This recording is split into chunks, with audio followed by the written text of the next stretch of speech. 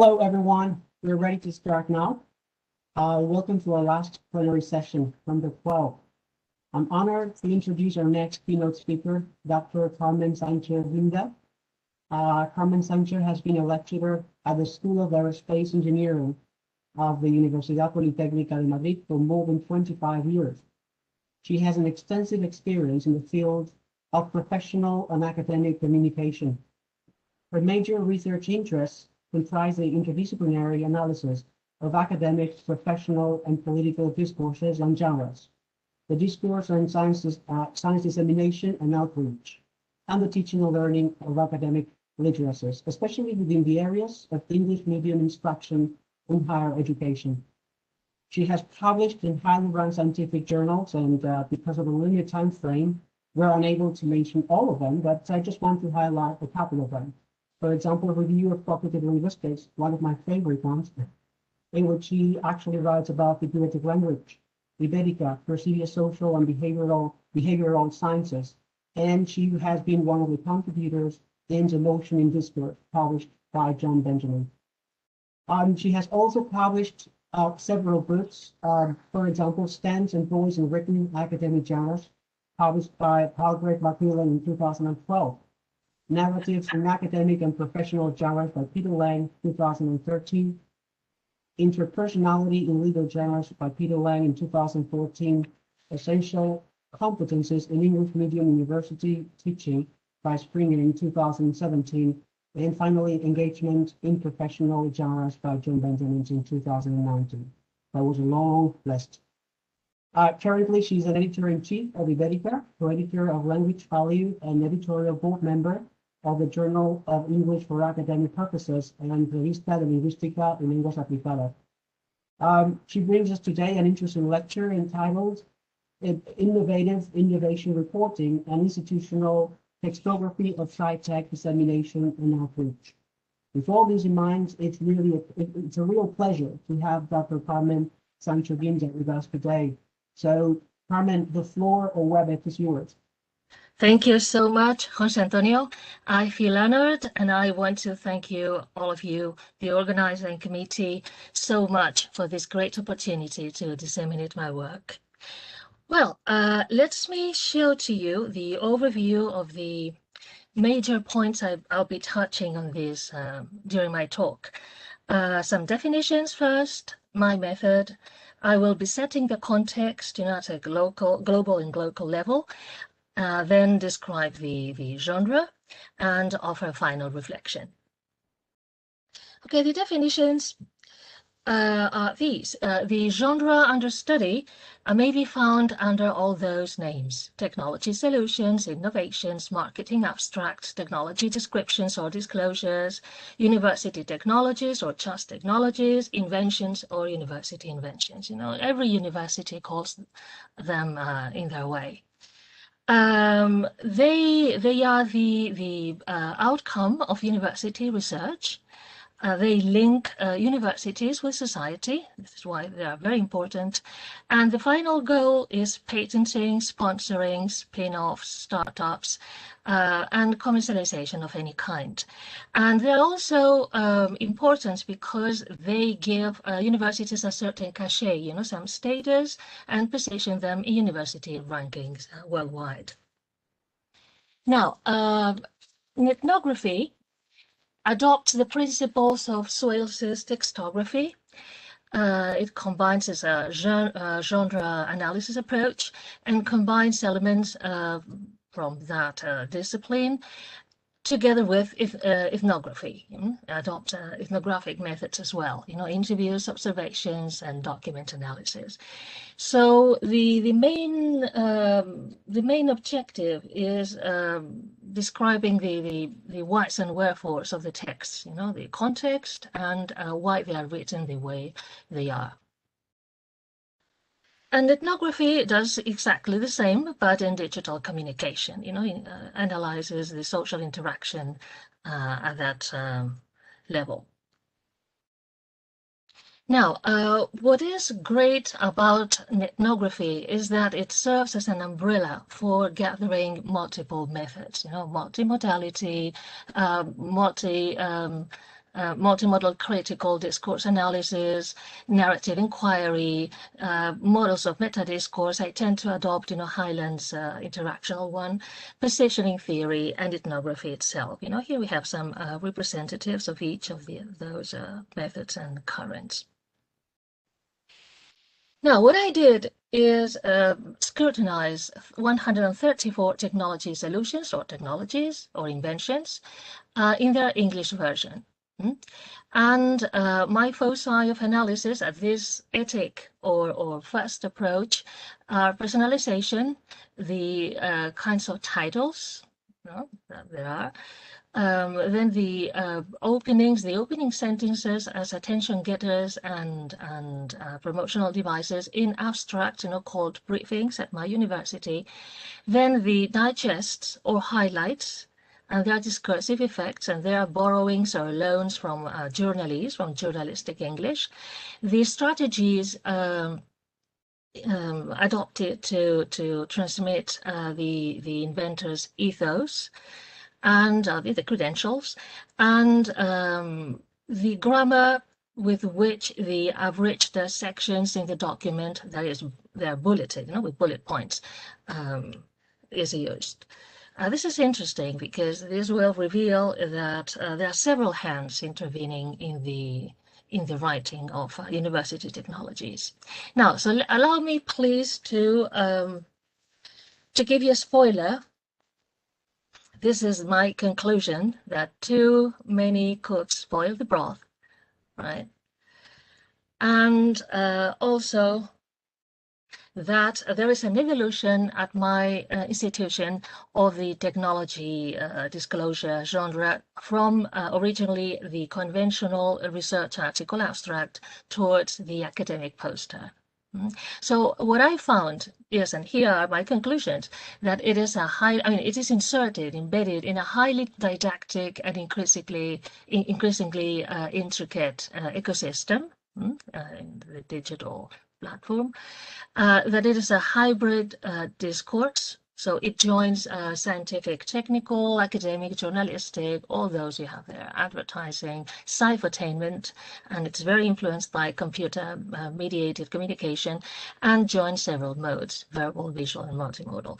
Optionally, it may incorporate some of the traditional patent features, like the nominal openings of patent abstracts, but not all of them do. Then we find that promotionalism is very open, very overt, sales pitched even, by contrast with graph and video abstracts, for example. But in any case, it goes beyond the promotional features and the sketchiness of patents, which are very restrained. So patents, to give you an idea, are ruled by three principles: to claim the maximum property possible, a utility criterion, and a novelty and non-obviousness criterion.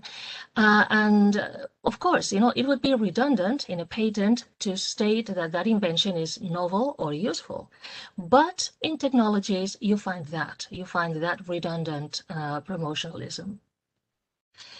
Now, there are new ways to establish ethos, credentials openly presented at the end, right? So saying, what the achievements of the research group or the individual inventor have been.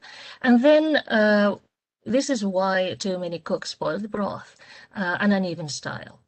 Several hands intervene in the writing process, and you find fluctuations of many kinds. Of course, there's a commercial lect or a commercial style which is going on the rise, and there are errors. To my surprise, I found errors. So there's a need for proofreading and unification of style.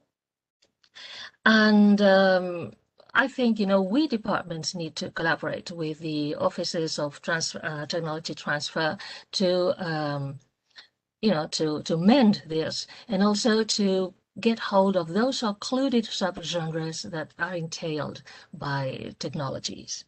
So they are very reluctant to being interviewed and tell you about that. But they are disclosed genres intermediate in the writing process of the technology. Now, what is the context The context globally in this globalized world we live in shows in object and event and text. There are three models of dissemination of science and technology coexisting today. The three of them do coexist. There is a deficit model, regarding the audience as a lay or non-expert and easily persuadable, and states the need for mediated divulgation, and sci-pops, science popularizations, are the typical byproduct. Then there is a dialogic model, more democratic and more attentive to the audiences and to exchanging points of view and impressions between lay people and experts. And the typical byproduct are graphical abstracts and science blogs. And finally, there is the most democratic version, or the most democratic model, which is the participative one. And there, both scientists and the general public shape science and establish the agendas. And typical products are video abstracts, science cafes, tweets, etc. So the challenge of this big change of paradigm has been direct communication. Some figures are tending to disappear, like that of the science journalist or the spokesperson at universities, and to engage new and broader audiences. So this is quite a task for scientists. They have to undertake it. So perhaps the people from the offices of technology transfer are taking up the place of science journalists. It appears to be so. So we find objects, colonizing our everyday, which bring science closer to us, like in jewelry, you see, with molecule shapes, the caffeine molecule pendant, which is on sale online by certain portals. We can see plush toys. For example, the coronavirus has become a plush toy to play with.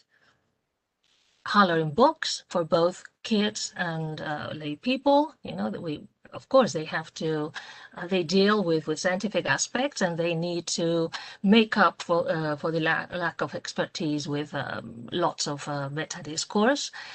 And also, you see, for example, this is the coloring page with definitions and explanations.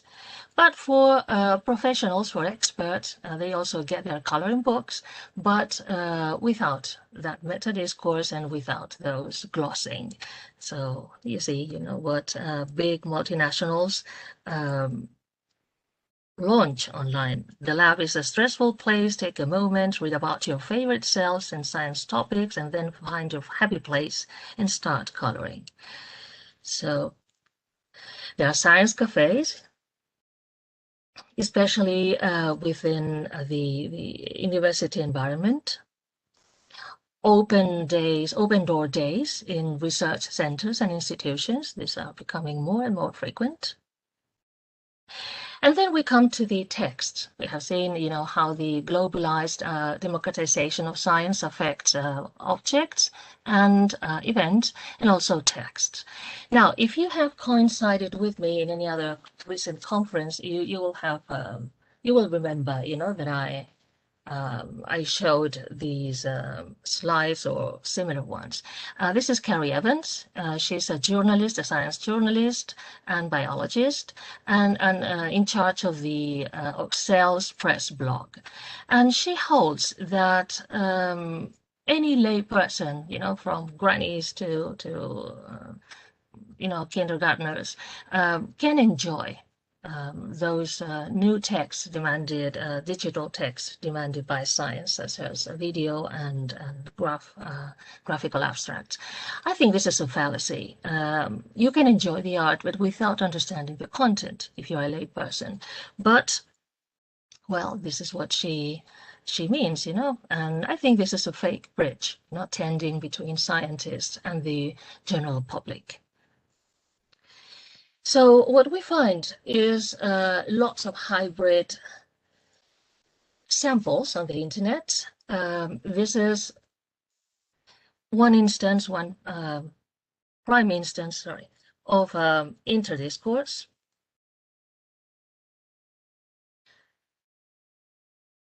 This looks more like a billboard ad than a graphical abstract. There is also borrowing from other contexts, like comic books. You can see there, you know, a thought balloon. Filmic discourse and content is applied very often, you know, in graphical and video abstracts. And here you can see from Lord of the Rings, you know, a quote, well, a couple of quotes and images, and to describe the behavior of chemical reactants, you see. So metaphorical scenarios of this kind are becoming more and more usual. From literature as well. But here comes conflict, because the resulting discourse, the resulting hybrid, is not as universal as we would expect. And so you need some encyclopedic knowledge. Maybe in the Western world, this is something taken for granted, but not beyond that territory. So you need to know. You know, you have some encyclopedic knowledge to decode this properly. You know, this is Jekyll and Hyde, Stevenson's Jekyll and Hyde, to show a molecule which is very changeable. And also classical references, classical quotes like Shakespeare's Hamlet, even with phonic effects and puns incorporated, taboo or not taboo, to be or not to be, that is the pressure, you know, this is hilarious, and well, it depicts indecision as to whether to choose a certain chemical substance or reactant. And last, you know, there is, we are witnessing to dissolution of the boundary between the private and the public. You know, the researcher may appear portrayed, you know, him or herself, in the graphical abstract, and some onomatopoeias and nursery rhyme discourse borrowing. So all this is happening. If now we look at video abstracts, sorry. Well, they cannot be played, I think. Well, yes. Well, I don't want to. These I have been showing repeatedly. They were in the exemplars of Elsevier as good samples. This is a carcinogenic element, you know, portrayed as a villain with tango music, because it's an Argentinian research team. Here we get parallelism between genomic folding with origami. This is a typical sci-fotainment, but for experts, you see. And last, we get a very subtle. My name is John McCutcheon. I'm an assistant professor in the Division of Biological Sciences at the University of Montana. A very subtle, I was going to say, parody of a well-known commercial campaign, you know, Get a Mac, you know, for selling Macintosh computers. So then another one appears, another person, and then there is a dialogue, each one trying to outshine the rival, and so on and so forth. So this has been showing, and my conclusion is that, for example, this type of video abstract sets a metaphorical continuum from implicit and very subtle connotation, like this Get a Mac campaign parody, to unmarked metaphor, like the hard-boiled fiction, you know, with the carcinogenic element as a villain, and marked metaphor, like in the genomic folding, in which the metaphor is stated. Epigenetics is origami. This is the ending, you know, in the by the voice over. Good. Then we are also witnessing to the to recourse to new media. There are already this was well, the first video journal. There are already multimodal journals, Jovi or Jove. Its motto is stop reading and start watching. Experiments are reproduced, they are videotaped, and the scientist addresses the public, addresses the viewers, and even interacts with them. It's not, it's asynchronous, an asynchronous interaction, but tries to address the audience, and even with informal talk, like, how are you liking it? How are you doing? How about this? Well, this kind of informal and colloquial interaction. Now, but also we get tweeting, and you can see here that the general public is taking over and leading the follow-up of the genre, just as much as scientists, almost. It is also noticeable that we can include, we can embed multimedia information in a tweet. So this is something, very curious. We can insert a narrative into another narrative. The most prestigious journals do resort to tweeting, Science and Nature. I'm not going to click on that, not to waste any time. So what is going on? What is really happening is that Gunter Press's transduction, that is the migration of modes, the translation of one mode into another, the written mode into audiovisual or just graphical, is pushing dissemination into outreach. It's reaching out to wider audiences, and it's not the text. It's not as factual anymore, as it used to be. It's popularized, engagement is increased, informality as well, and authorial presence.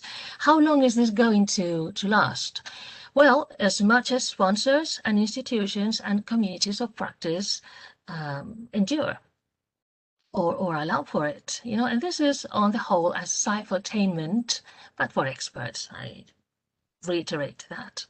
So we have a context with all this globalization. These are twin or hand-in-hand trends, the affordances, the improvements, of affordances, of multimodal affordances online, and the tendency to democratize and science and make it near, closer to the audience. So with personalization, informalization, Hyland and Young in their wonderful 2017 article underlined that, that scientific discourse is becoming more personal and more informal since 1965.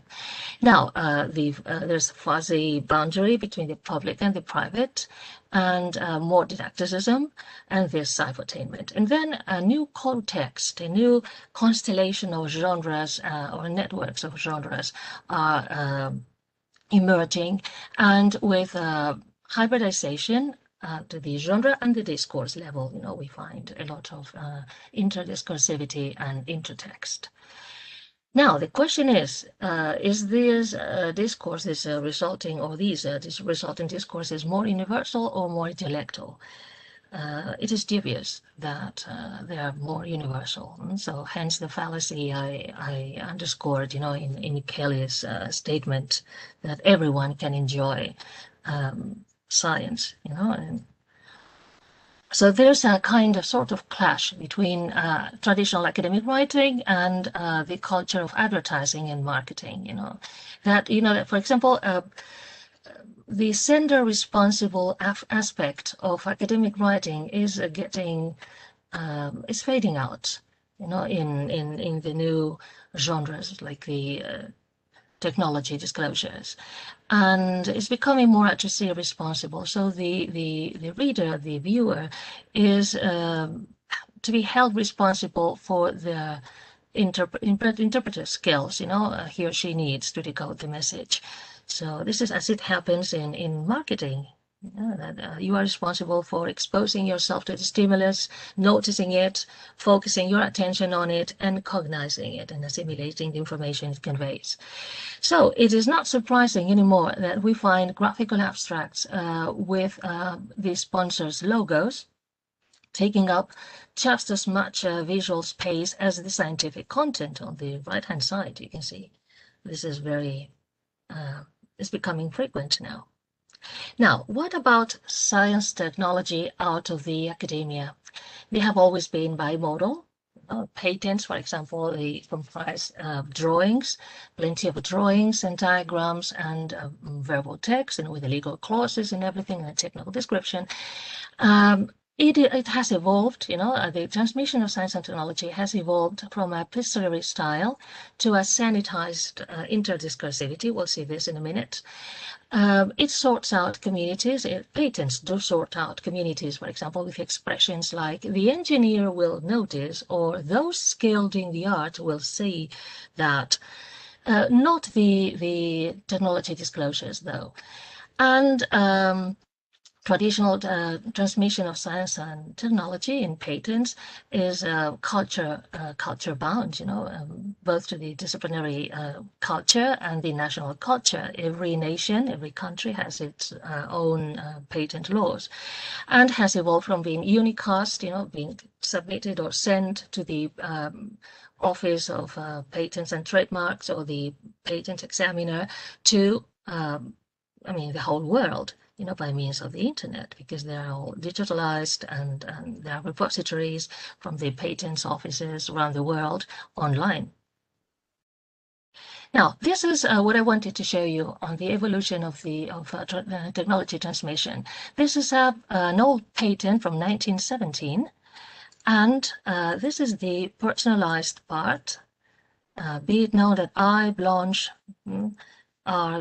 gel pen, my toy consists, you see, and it's even, the qualities of being new and useful are openly stated, something that is unthinkable nowadays, and it's even argumentative, you see.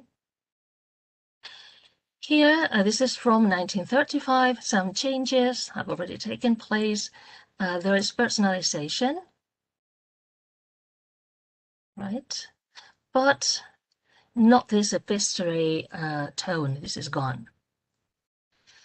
10 years later, in 1945, there is an impersonal representation of the technology, and then there is a little trace of personality in some particular perception. At the end of the 50s, late 50s, it's already totally impersonal, no personal trace whatsoever. And in the 2000s, yes, everything is impersonal, and with a very expert-like way of expression by means of a nominal expression. It's an opening without a single verb, you see, which is very typical of technical patents. Now, and inside university, what is this transmission like? Well, it was monomodal. It was traditionally at the beginning just a conventional abstract, so it went graphical and bimodal. From anonymous, it was authored. From formal, has become informal.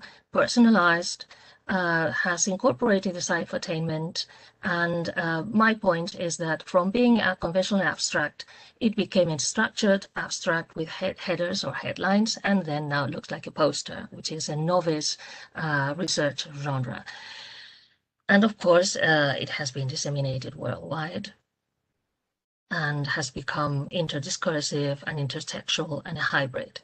So it occupies this fuzzy area between the patent and the overt advertising, any ad or any commercial, right? So it's in between, in the middle. It's a tug of war, between proximity and positioning, complying with the conventions of the community of practice and taking a stance towards lay people, lay audiences. It is also intermediate between the research article, reporting the discovery, and the patent, claiming intellectual property. So, and it's basically promotional. You can incorporate, technical, of course, elements of discourse, but not legal ones. So its audience is the broadest one, and it is intermediate in time and in quality, between the technical and the legal. It's also intermediate or hybrid between dissemination and commercialization. It appears in at both stages, but in between it entails plenty of occluded genres. OTTs, that is, the offices of technology transfer, are very reluctant to disclose. Now, some local facts are that every university has its own way of transmitting technologies.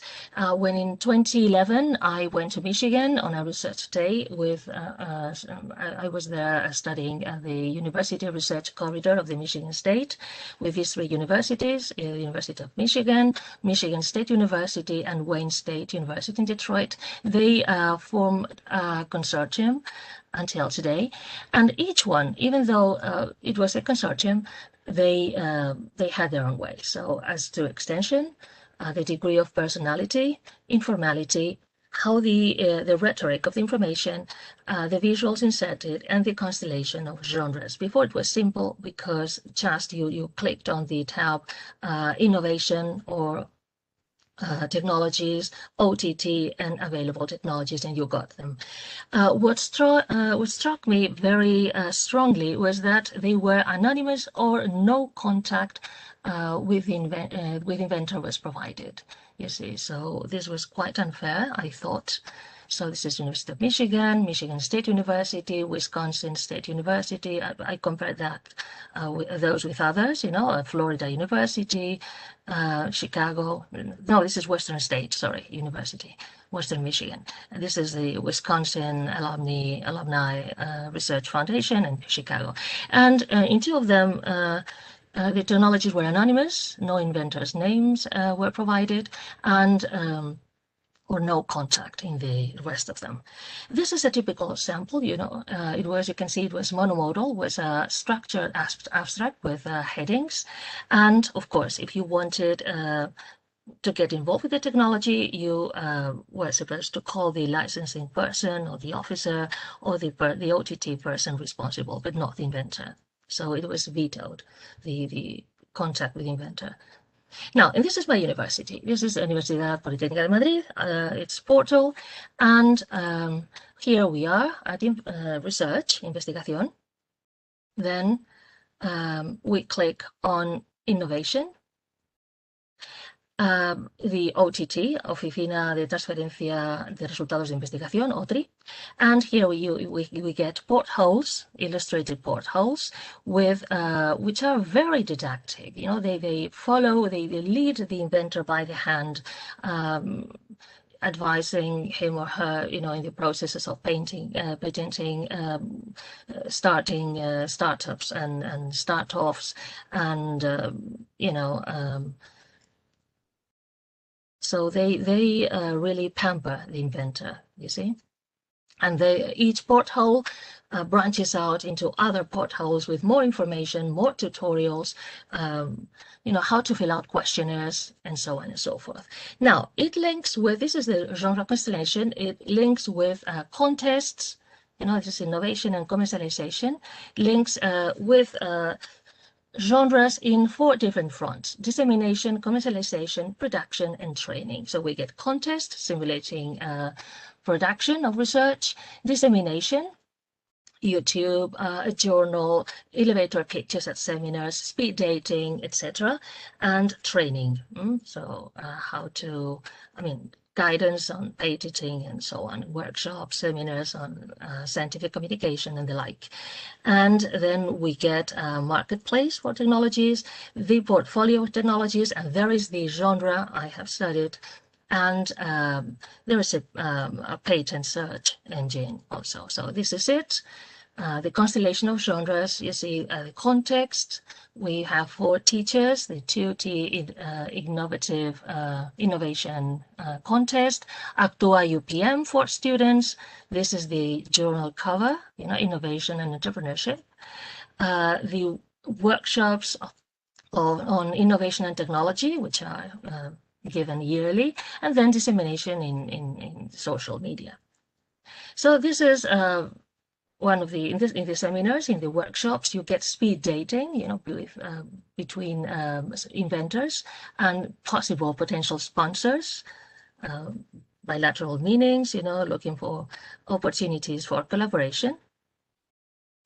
You find even comics for students disseminating the technologies or the discoveries. This is from my school, an ex-student, and there are 3-page comic booklets telling you about the project, the whole story. Now, the genre. Here there's a double access in where we get the under innovation and commercialization of technologies. We get a marketplace with all the technologies sorted out visually. Some of those are not included in the English version of the portfolio, but then you get the portfolio. So there's a double access through the marketplace online and the portfolio itself. And of course, including plenty of logos from sponsors. And again, in the portfolio, visual sort out of the technologies. So this is what the genre looked like. And this looks exactly like a poster. You see, it looks exactly like a poster.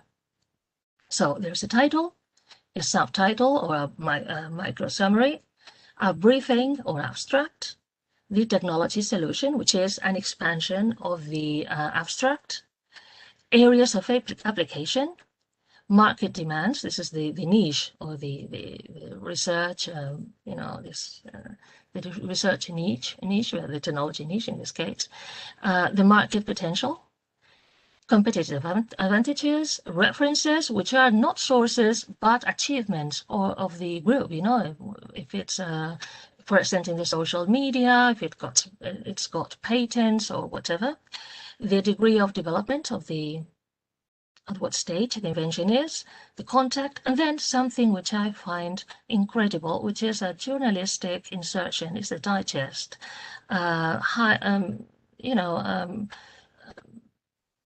giving prominence to any aspect of the inventions. Is a very journalistic-like.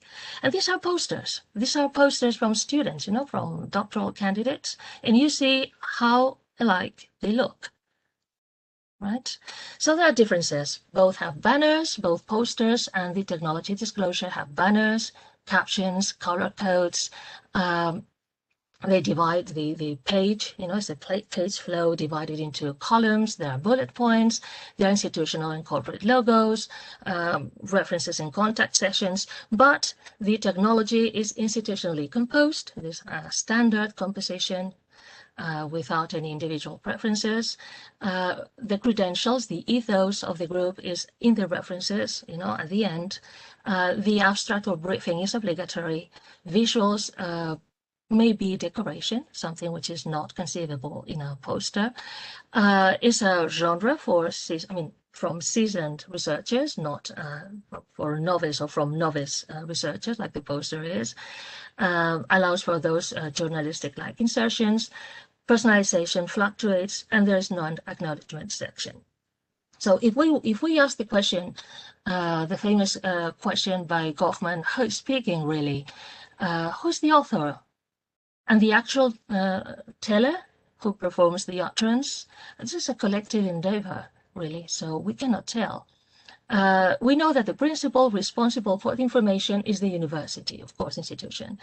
And the occasional figure or character in the research story may be the researcher when there is personalization. We found, we did, we thought, right? So there you have some examples, and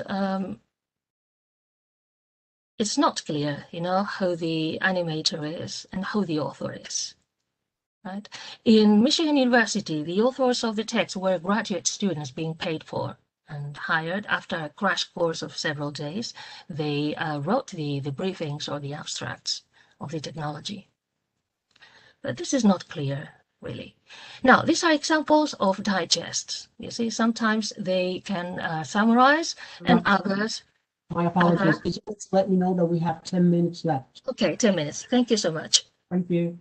And punctuation may fluctuate, and then if we get quotes, they are like usurpers of authorship, you know, because they sound like interviewee sound bites, but no inventor has been interviewed, you know, so our sequential filters, but this has been written by the OTT person, by the licensing person, you see. So these are examples. Now, my samples, most of them were impersonal, but the percentage of personal writing is not negligible. And here we have examples of where you can find, in every section you can find personalization, but normally as a one-off instance, you know, just one instance, either on the title, in the digest, in the briefing, or in the other sections. Titles tend to be very commercial, slogan-like, and the name of the brand, the made-up brand, and some detail or some boosting are predominant. You see, for example, Alatrap, collecting the invisible to give visible answers, you know, that incorporates some kind of paradox, or there are procedural-like titles, like with gerunds. Slogan-like ones, very common, very common. Your voice treats you, your voice identifies you, the building as your energy source, get the most of your production lines, you know, even with exclamation marks, onomatopoeias, punctuation, blends, you know, of words, parallelism, coordinated management, smart management, for example. Boosted, this is unthinkable in patents, for example, with superlatives, intensifiers.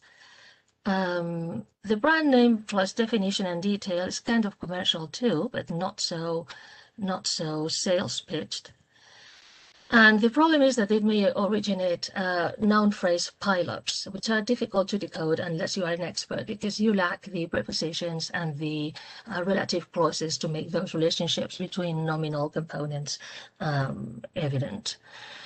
And this was the last one, no brand name and generic function of the invention. This was the massive type of title in the early 2000s, and now it has a minimum representation. Now, visuals, what they show is that there's a very, like posters, you'll find diagrams, graphs, and so on, but you get dissociated pictures in a very high proportion. So more than dissociated, they should be termed dispensable. You could do away with it. They are just for decoration. So these are captured, you know, from some inventions. The briefing openings, the most common ones are the ones referring to the research group in a distal way, not proximal, you know, like in third person. And this shows institutional imprint. And then the name of the brand plus a definition. You see, a Dale Mauve is a solution oriented to people with, and the distal self-mention, researchers from the Universidad Politécnica de Madrid propose. There's only one question, which is very, very promotional. And then the subtitles, yes, they do incorporate the typical opening of a patent abstract, you know, with a noun phrase only, without any verb at all. The ethos strategies, mostly the most valued achievements are patents and external collaboration or service. Then experience and institutional support, you know, and then the other type of achievement decreases, you know. So here's by disciplines. You can see that patents in most disciplines prevails. As to the grammar of abridged sections, bulleted sections, we get application areas is eminently nominal, but the other sections exhibit a very high degree of mixed grammar, which retards reading, is not really reader friendly. And this is a sample of a mixed type bullet point. Competitive advantages. You see, we get a noun phrase and then an adjective plus a verb, an elliptic active sentence, and a passive sentence. So this is very unfriendly, for the reader. You are forced to do regressive reading. And then as to the development stage for categories, almost no invention is at the stage of mere idea or inception. You get mostly prototypes, on the whole lab prototypes, and then industrial prototypes, a little bit less, and research. And the research stage, is less than expected. I thought you would find more inventions being researched, while being researched, but no, it's not so. It's the prototype, what is really disseminated in the technologies pages. And well, here you can see that lab prototypes is very central, and most disciplines disseminated. What is my final reflection? Where's the genre going? Will there be future genre embeddings in the online marketplace? We don't know, maybe news crawlers or tickers or pop-ups, with more technical detail, or there will be links to the YouTube channel, or maybe like in the article of the future by Elsevier, you will get the face, the talking head of the scientist or the group explaining the invention more in detail. Will there be a common stylistic policy worldwide, across the net? I doubt it, because if consortiums do what they want, even the components of the members, I don't think this is going to be applied to wider contexts. Now, all the expectations we had for scientific technical discourse are not met in technology disclosures. And on the contrary, all the features of computer mediating communication are present. And more informality, the foreground of the author, at least, at the end, even though no contact. Well, yeah, the email addresses are given, but you are supposed to contact the licensing person. And how can we help? We were discarded, Michigan State University Technologies discarded linguistics departments for being too theoretical and abstract. But I think we can train in communication to mixed and lay audiences, just help inventors and even OTT people responsible for the writing, adjust engagement and promotion and didacticism. And of course, we can check and proofread technology disclosures. Why not? It's huge work, but we could do it, maybe with some recognition, either academic or in cash. And this is my final message, what I want to launch, that we, of course, we can be, not many, but several cooks and not spoil the broth, but cook a wonderful broth if we cooperate. But this is something still to be seen, and it's a challenge for us linguistics departments. Thank you so much for your attention, and forgive my final rushing because I thought I was not going to make it. Thank you so much. Thank you, Carmen. Thank you for sticking to our time frame. Really interesting talk. I really enjoyed it. I've got a few questions. I've got trillions of questions, but I want to see if there are any questions that you remember that those who are attending the talk, you can use the chat to post your questions. And panelists, perhaps you can use your microphones and ask the questions of Carmen. I can hear you, but very remotely, very far away. Oh, it might be my microphone. Yeah, I'll get closer to the computer. Sorry about that. No problem. Right, well, I'll start with my questions then, if you don't mind, Carmen. Well, the first one is related to the general constellation you were explaining before. Is that something you have in your syllabus, that your students actually make these constellations?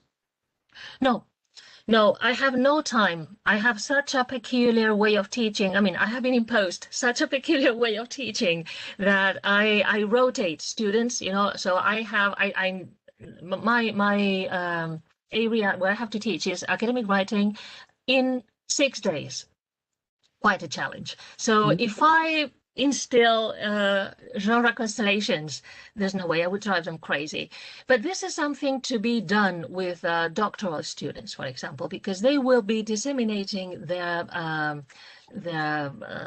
research topic in several genres, you know, from the abstract, the elevator pitch, the you know, some of them have already startups and Right. from My the research. second question was about that, because I was in a workshop a couple of years ago in Germany, and they actually have these kinds of workshops to help doctoral students, you know, to disseminate their scientific work.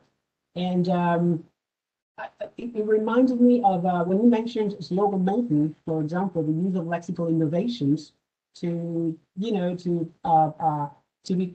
turn the work into more engaging. I remember that there was even seminars for a couple of hours to teach these students how to make their slogans more appealing to viewers. And so that's why I was wondering if you use these general constellation in your courses, but I agree with you with the case of doctoral students, which is more suitable. To students, impossible. To doctoral students, yes, I teach at the Instituto de Ciencias de la Educación, ICE, from my university. I always give a workshop which is for posters. Right. You know, so then yes, I teach lots of multimodal tips and strategies to enhance, you know, your content at a conference where there may be, you know, 100 posters in a row, and people, you need to get the people's attention somehow, you know. I found that bit fascinating, to be honest. Right, I'll check the chat, see if there are any questions. Right, if not, I will continue because I really want to take advantage of this time.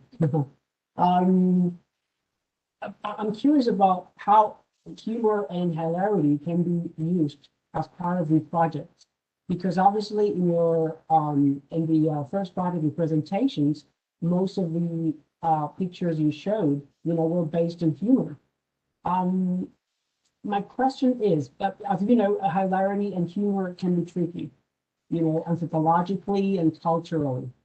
Our students, should students be aware of this? You know, using some humorous formula or formulate humorous strategies to engage some readers who may well find it, you know, I don't know, offensive, for example, at some point. Yes, this I commented on a conference, you know, it's a pity I didn't bring it along. It's a graphical abstract, you know, keep in mind, which is on the chemical behavior, I don't know what elements, you know, and there are shadows, silhouettes, dancing at a disco. One is a woman in a miniskirt, and the other are two men, and the woman is dancing quite provocatively, and then goes with a one, you know, there's a bond between, let's say, titanium and, I don't know, sulfur, you know, and they make the chemical bond and they start dancing. And I thought, you know, about people from Muslim cultures would find that extremely offensive, indeed, you know, because they cannot conceive of a woman in such a provocative stance in a miniskirt, you know, and flirting with a man. And so, but this was, you know, the metaphor between humans and chemical elements. I agree. And I thought that would be really offensive. It's really, really offensive. For example, we find all those evident, but think that, for example, some oscillation or, I don't know, scientist may not know about Lord of the Rings, or, well, these are very well known, but there are other, or Jekyll and Hyde, have not, may have not read it. Yeah. And not to know the plot.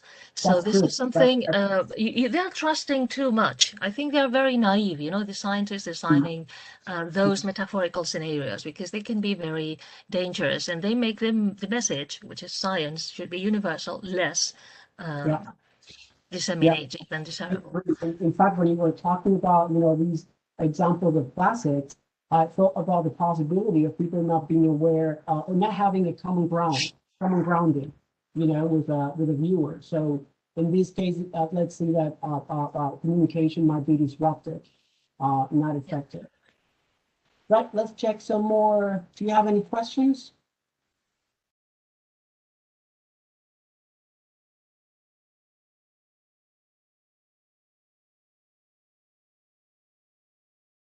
I think there's a question by Tina Suau in the chat. I iba a comentar.